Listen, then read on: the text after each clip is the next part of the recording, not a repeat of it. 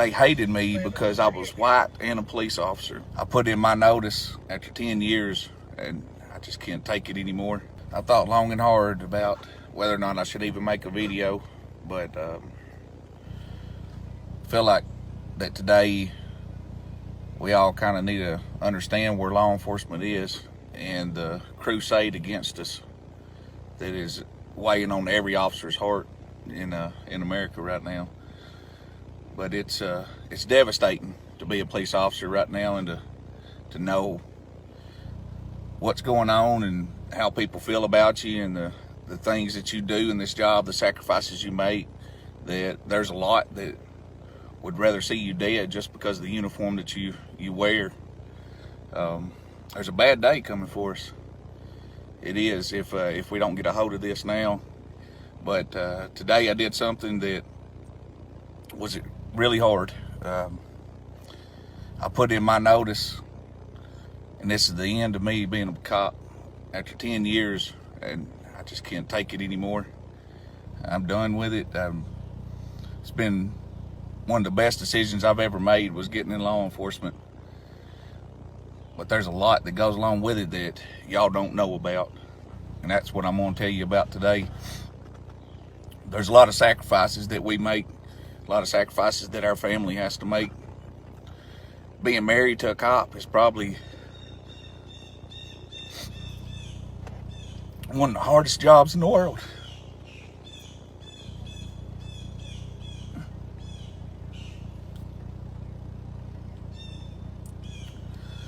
You don't know the torment that they go through, wondering if their loved one's gonna come home, or if today's gonna be the day they're going to tell their kids that their dad didn't come home or their mother ain't coming home, and they're going to have to live without them. They hear all the negative things that are said about the police officers in general, and it scares them. They don't know if somebody's going to come by their house and kill them. They don't know if when you're out in public shopping, just getting your groceries, that somebody's going to attack them, attack your family just because you are a cop. I've sent my daughter to school to come home crying and tell me that they hated me because I was white and a police officer. That hurts, because you don't know how to tell a child that's in kindergarten that people they just don't care. What else do you tell them? I don't know. The nightmares that come along with this job, you can't imagine. The human body is not meant, or the human mind is not meant to see the things that we see. And some of us see it on a daily basis, some of us don't. Bigger cities see a lot more of it than we do here in these rural areas, but we still have our fair share of it. It's hard. They tell you don't take the job home with you, but you still take it home with you. You can't just shut it off. You can't not think about it. I've made it hard on my wife, on my kids, on my mother, my father, and the rest of my family.